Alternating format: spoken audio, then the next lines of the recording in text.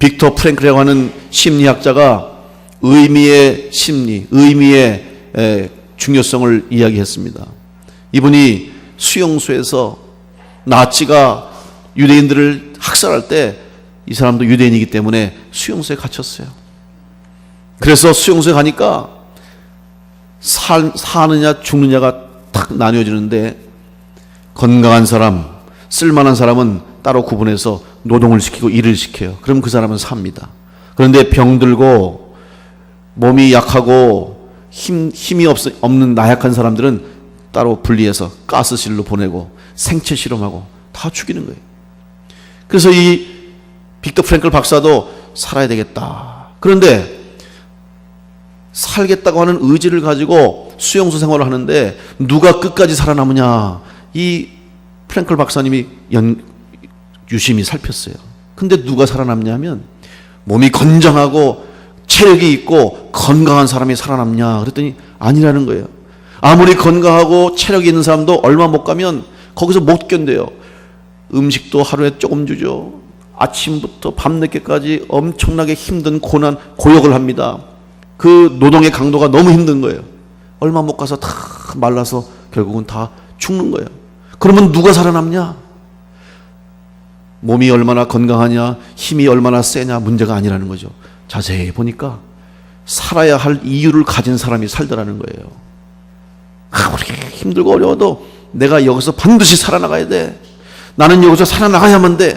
살아나가서 내 가족을 만나야 돼. 살아나가서 내 교회를 지켜야 돼. 살아나가서 나는 내가 할 일이 있어라고 하는 삶의 의미와 목적을 가진 사람이 그 모진 수용소에서 끝까지 살아남고 살아서 나갔다는 거예요. 그래서 그 교수님이 의미의 심리, 삶의 의미가 있어야 된다는 거예요. 여러분, 삶의 의미가 무엇입니까? 저는 그것이 바로 왜 살아야 하는지, 무엇 때문에 살아야 하는지 삶의 목적이 분명하다는 것입니다. 오늘 우리들이 이 세상 사는데 여러분 왜 삽니까? 무엇 때문에 삽니까?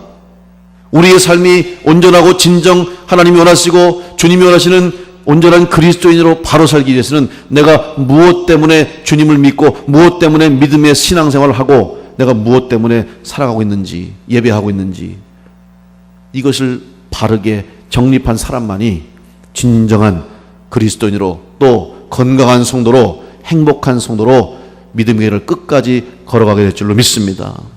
여러분에게도 이런 삶의 분명한 목적과 목표가 있게 되시기를 간절히 축원합니다. 오늘 예수님을 따르던 제자들 다 제각기 원하는 것을 얻고 싶은 욕심이 있었습니다.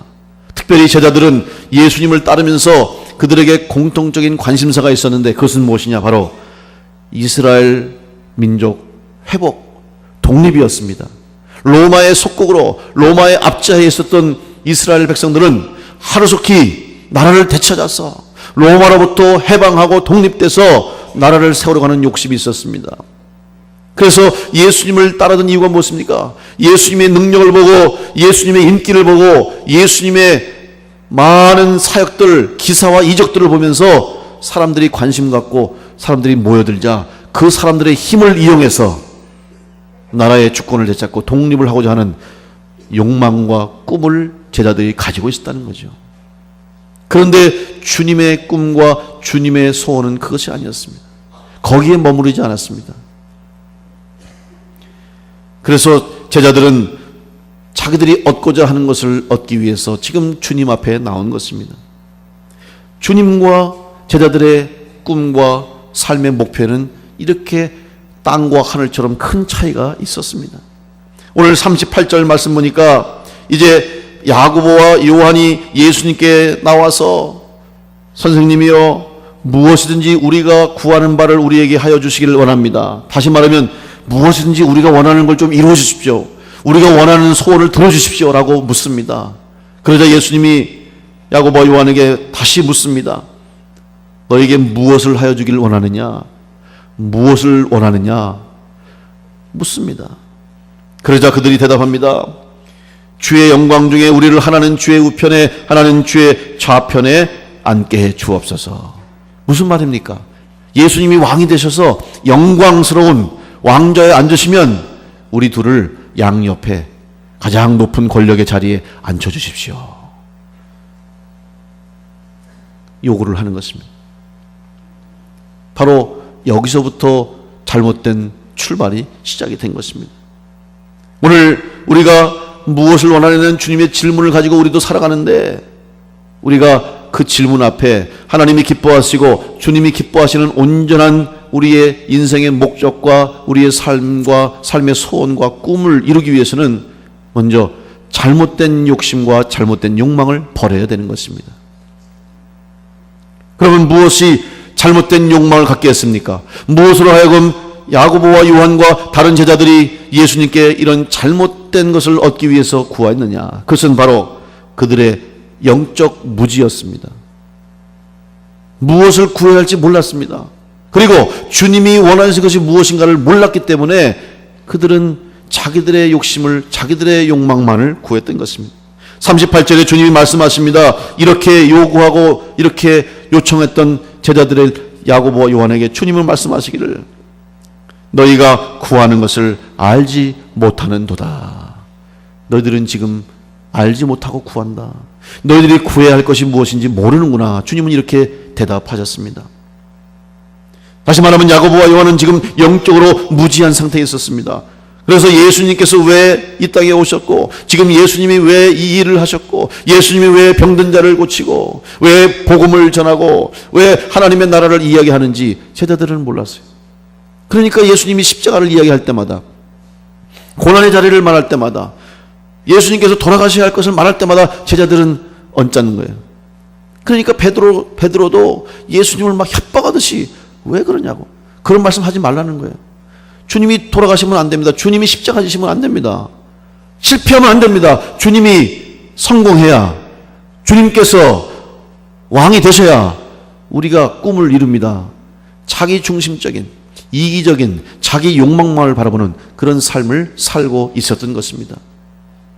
왜냐하면 예수님의 진정한 뜻, 하나님께서 이 세상을 구원하시기 위해서 예수님을 보내시고 십자가를 지게 하심으로 모든 인류의 죄를 사하시고 부활하셔서 영원한 생명을 주시고 구원을 얻게 하시기 위한 하나님의 뜻을, 또 예수님의 소원과 예수님의 삶의 목적을 제자들이 알지 못했기 때문에 제자들 역시 잘못된 욕망을, 꿈을 갖게 된 것입니다.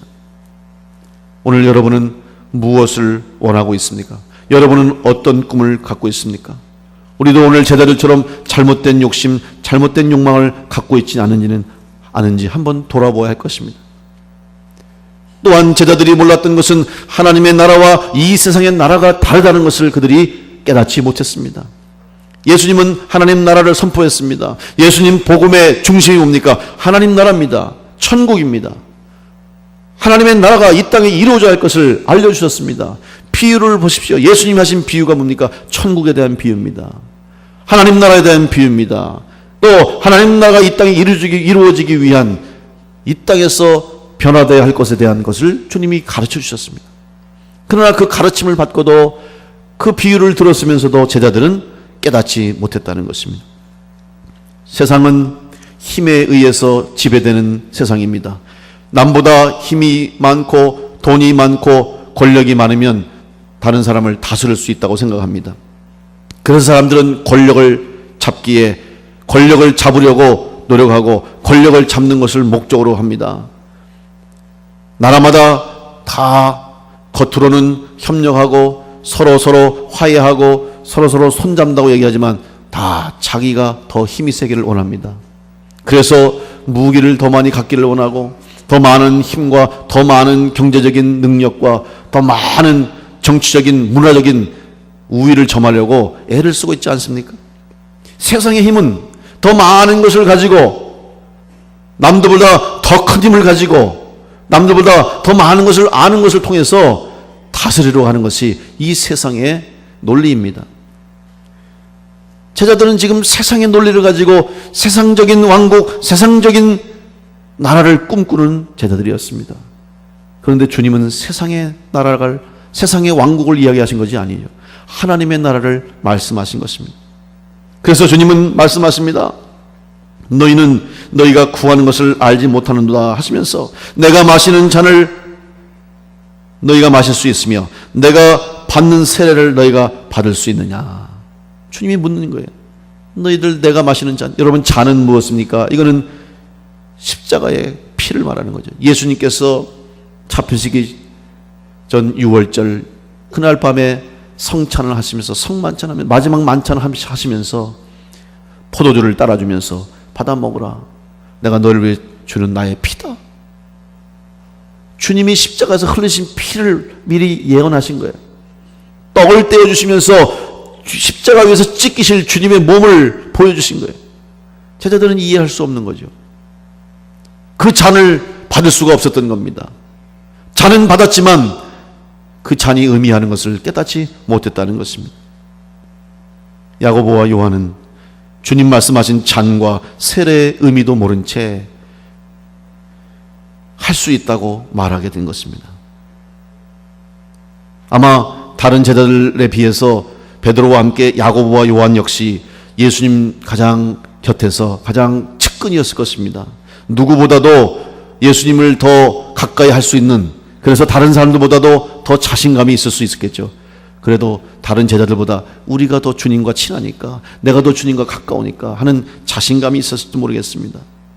그러나 결국 이러한 자신감이 할 수 있다고 하는 마음이 결국 교만한 마음을 갖게 했던 것입니다. 여러분, 우리의 신앙생활의 가장 큰 걸림돌이 교만입니다. 할 수 있대. 주님 안에서 할 수 있는 거예요. 빌립보서 4장 13절에서 내게 능력 주시는 자 안에서 내가 모든 것을 할 수 있느니라고 고백한 것처럼 주님이 능력 주시니까 할 수 있는 거죠. 내가 할 수 있는 게 아닙니다.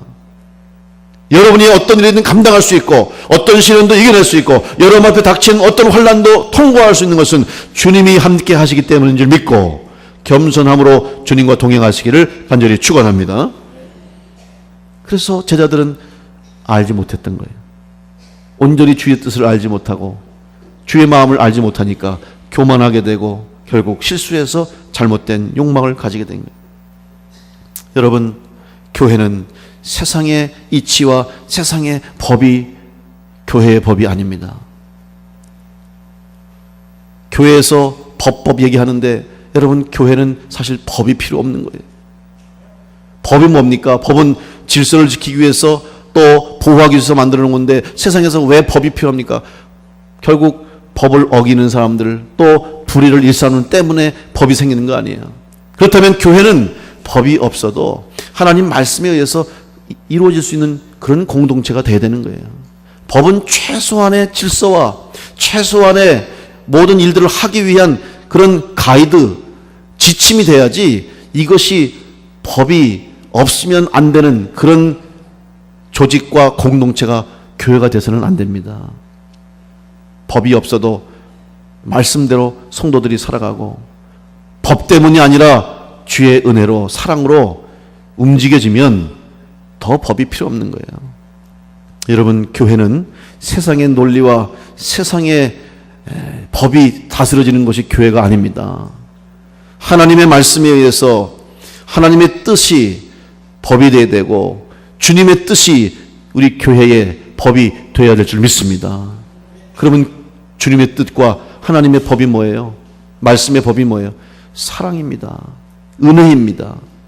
사랑과 은혜가 우리 교회를 다스리는 법이 되어야 할 줄로 믿습니다. 그런데 사랑보다 내 이익이 앞서고 은혜보다 내 욕심이 앞서고 내 개인적인 꿈이 앞서니까 교만하게 되고 교만한 자들 통해서 실수하게 되는 겁니다. 여러분, 늘 겸손할 수 있도록 오늘 야고보와 요한이 마음의 교만함을 품게 되고 결국 주님 앞에 나와서 자기들의 이익만을 구했던 것처럼 그런 실수를 되풀이하지 않도록 늘 낮아질 수 있도록 목사인 저를 비롯해서 우리 모든 성도들이 더욱더 주님 앞에 낮아지고 겸손할 수 있도록 주의 말씀의 법을 붙잡고 살아갈 수 있기를 간절히 축원합니다. 무지함으로 인해서 잘못된 욕망을 갖게 되니까 잘못된 결과를 초래하게 되는 거예요. 여러분, 오늘 야고보와 요한이 지금 예수님께 나왔는데 이 사건이 마태복음 20장에도 기록되어 있습니다. 근데 마태복음 20장에는 한 가지 더 사실이 첨부되어 있는데 바로 야고보와 요한, 세베대의 아들인 야고보와 요한을 그의 어머니가 예수님께 데리고 나왔다고 기록해 있어요. 자, 목적이 무엇입니까? 우리 아들들 나중에 예수님이 왕이 되시면 우리 아들들 좋은 자리 좀 주십시오. 어머니가 아들들을 데리고 예수님께 부탁한 거예요. 무엇을 의미합니까? 이것은 제자들뿐만 아니라 제자들의 가정과 제자들의 모든 사람들이 다 그런 꿈을 갖고 있었다는 거예요. 잘못된 욕망을 가지고 잘못된 꿈을 가지고 지금 온통 정신이 다 거기에 집중되어 있는 거예요. 그러니까 자기 자식을 위해서 어머니가 조용히 예수님께 나온 거예요. 자, 그런데 이것을 다른 제자들이 알게 됐습니다. 41절 말씀 보면 10 제자가 듣고 야고보와 요한에 대하여 화를 내거늘. 어떤 일이 일어납니까? 야고보와 요한을 제한 10명의 제자들이 가만 보니까 저 어머니도 오고 야고보 요한이 가더니 예수님하고 뭐하고 쏙싹쏙싹 하는 거예요. 야, 알아봤더니 자기들 나중에 좋은 자리 달라는 거예요. 그랬더니 나머지 10명의 제자들이 화를 내는 거예요. 분란이 일어났습니다. 평안이 깨졌습니다. 무엇 때문에 그랬습니까? 잘못된 욕심 때문에, 잘못된 욕망, 무지함 때문에 결국 이러한 교만의 결과가 생기게 된 거예요. 여러분, 교만한 사람이 있는 곳에는 분쟁이 일어나게 되어 있어요. 교만한 사람이 있으면 평화가 깨지게 되어 있어요. 여러분, 교만하지 않도록 겸손하시기를 간절히 축원합니다. 결국 야고보 요한과 이런 꿈을 가지고 있던 결국 다른 제자들도 마찬가지예요. 화를 냈다고 하는 것은 자기들도 똑같은 생각을 하고 있는데 왜 니들이 먼저 가서 얘기하냐? 이 얘기예요. 다 같은 마음을 품고 있었다는 거죠. 그러니 주님 십자가에 달리실 때 제자들이 뿔뿔이 흩어질 수밖에 없었고 숨을 수밖에 없었고. 왜? 전혀 다른 목적과 꿈을 갖고 주님을 따랐으니 어떻게 십자가에 함께 갈 수 있겠습니까? 잘못된 욕망이, 잘못된 욕심이 이런 결과를 초래하게 된 것입니다. 오늘 여러분이 가진 이 세상에서의 욕심, 욕망, 더 나아가서 여러분의 꿈과 소원이 있다면 그것을 바로 하나님의 기준에 맞추어서 하나님이 원하시는 뜻을 온전히 세울 때에 여러분에게 있는 여러분이 소원한 일들도 그걸 통해서 하나님의 뜻을 이루는 아름다운 꿈과 소원들이 될 줄로 믿습니다. 흔히들 오해하시는 것이 있는데, 내가 개인적인 꿈을 가지는 것, 세상에서 내가 개인적인 소원을 품고 개인적인 야망을 품고 있는 것이 마치 하나님 앞에 큰 죄를 범하는 것처럼 생각하는 분들이 있는데 아닙니다. 여러분 다 개인적인 꿈이 있어야 돼요. 개인적인 욕심이 있어야 되고 여러분의 소원이 있어야 됩니다. 그걸 갖는 것 자체가 문제가 아닙니다. 오히려 그런 꿈이 없는 게 문제 아닙니까? 사람들은 꿈꾸는 것을 두려워해요. 그런데 여러분, 실패를 두려워하지 마시고 실패할 일조차 없는 걸 두려워해야 되는 거예요. 시도하지 않은 걸 두려워해야지. 사람들은 시도하고 실패하는 걸 두려워하는데 여러분, 실패 두려워하지 마시고 실패하더라도 어떤 일을 갖고 목적을 갖고 할 수 있다는 것을, 할 수 있다는 일이 없는 것을 두려워해야 되는 거예요. 근데 많은 사람들은 꿈조차 가지고 있지 않고 어떤 일을 하지도 않으면서 실패할 걱정만 하는 거예요. 그러면 아무런 발전이 없어요. 실패하더라도 또 도전하고 이번에 안 되면 또 시도하고 이런 과정 속에서 역사가 일이 일어나는 거지, 실패할까 봐 아무것도 안 하고 실패할까 봐 꿈도 안 꾸고 그런 사람은 아무것도 하지 못하는 거예요. 요즘 청소년들, 청년들 문제가 뭔지 아십니까? 꿈이 없는 게 문제예요. 너무 현실적이 됐어요. 취직해야 되고 중요해요. 취직 중요해요. 그리고 직장 잡는 거 중요해요. 또 더 많은 사람들, 더 많은 일들을 하기 위해서 준비하는 건 필요한데 문제는 꿈이 없는 거예요. 꿈. 왜 그것을 하는지 몰라요. 그래서 우리 학생들한테 물어보면, 야, 너 나중에 커서 뭐가 되고 싶니? 그러면 아무 생각 없는 애들이 너무 많아요. 중학교, 고등학교 학생들 물어보세요. 너 나중에 커서 뭐 될래? 그러면 모르겠어요. 물론 고민하는 시기입니다. 꿈을 가져야 되겠죠. 그러니까 뭘 해야 할지 모르니까 공부도 하기 싫은 거예요. 공부할 이유가 없잖아요. 그냥 왜 공부를 하는지 모르는 거야. 그런데요, 내가 되고자 하는 꿈과 내가 이루고자 하는 소원을 가진 우리 학생들은요, 공부합니다. 왜? 그 꿈을 이루기 위해서는 지금 공부해야 하는 것을 아는 거예요. 공부의 이유를 아는 거예요. 여러분, 오늘 우리가 정말 가져야 할 꿈, 그리스도인으로 가져야 할 소망, 잘못된 소망 가지지 않도록 여러분이 바른 꿈과 바른 소원을 가지면 하나님께서 여러분을 통해서 반드시 이루어 주실 줄로 믿습니다. 그래서 이 땅에서 그것을 이루는 것 부끄러워하지 마세요. 근데 문제는 거기에서 끝나면 문제인 거예요. 단순히 나 잘 먹고 잘 살고 내 꿈 이루고 내 소원 성취하는 것을 끝나면 아무 주님이 원하시고 주님이 바라시는 일이 아니라는 거죠. 그러면 의미가 없는 거예요. 우리는 그걸 통해서 여러분이 이루시는 꿈을 통해서 여러분의 사업을 성공하고 여러분이 하고자 하는 일들을 통해서 그 일을 통해서 하나님의 영광을 이룰 수 있는 디딤돌이 되고 그것이 도구가 될 수 있도록 그런 꿈과 목표를 가지고 기도하고 최선을 다할 때 하나님이 여러분이 기도하지 않아도 채우시고 축복해 주실 줄로 믿습니다. 그런데 잘못된 욕망 가지고 나 하나 잘 먹고 잘 살고 그저 내 두 다리 쭉 뻗고 잘 수 있도록 그것만 위해서 꿈꾸면 하나님이 응답하실 수 없잖아요. 하나님의 꿈을 품어야 되는데 주님의 소원을 알아야 되는데 잘못된 욕망을 버리고 다시 한번 하나님을 통해 주시는 온전한 소원과 꿈을 품고 무엇을 원하느냐고 주님이 물으실 때 자신 있게 주님의 마음에 합당한 대답을 할 수 있도록 여러분 그 일을 위해서 여러분의 삶의 목표를 정하시기를 간절히 축원합니다. 이제 그리스도인이 잘못된 꿈과 욕망을 버리고 온전한 주님이 주시는 소망을 가질 때에 우리는 어디든지 갈 수 있는 제자들이 어떻게 변했습니까? 예수님 십자가에 달려 돌아가시고 부활하신 이후에도 다 흩어졌던 제자들이 부활하신 주님을 만났습니다. 그래도 아직 여전히 의심이 있어요. 도마는 심지어 내가 주님 못 박히신 손을 만져보지 않고는 보지 않고는 못 믿겠다고 해서 주님이 보여주시고 만지라고 그랬잖아요. 그리고서 그들이 약속하신 대로 주님이 40일 동안 이 땅에 계시고 승천하신 이후에 열흘이 지난 오순절 때 마가의 다락방에서 성령 체험합니다. 불세례를 받습니다. 바로 오늘 주신 말씀한 것처럼 고난의 잔을 마시고 세례를 받을 때에 하나님의 뜻을 이룰 수 있다고 하는 것처럼 불세례를 받으니까 그들이 변화됐어요. 이제는 숨지 않았습니다. 이제는 그들의 새로운 꿈이 생겼어요. 새로운 목적이 생겼어요. 복음을 전하고자 하는 것. 복음을 들고 주님과 함께 외칠 수 있었습니다. 어떻게 됐습니까?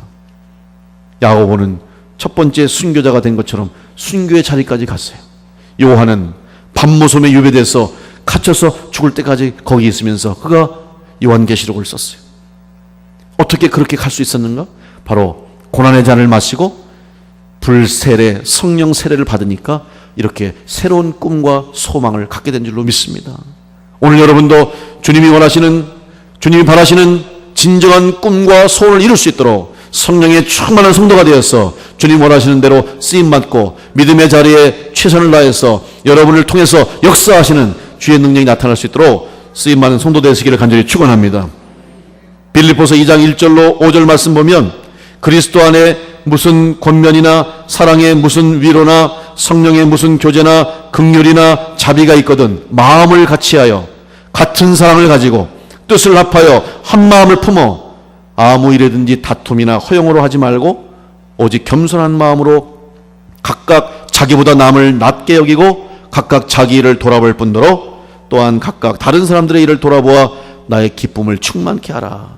너희 안에 이 마음을 품으라. 곧 그리스도 예수의 마음이다. 여러분, 주님의 마음, 주님의 소원을 품고 그 뜻대로 살아갈 수 있는 성도들 되시기를 간절히 축원합니다. 오늘 이것이 우리가 가져야 할 소망이 되고 우리가 가져야 할 꿈이 되고 성도들이 가져야 할 소원이 되는 줄로 믿습니다.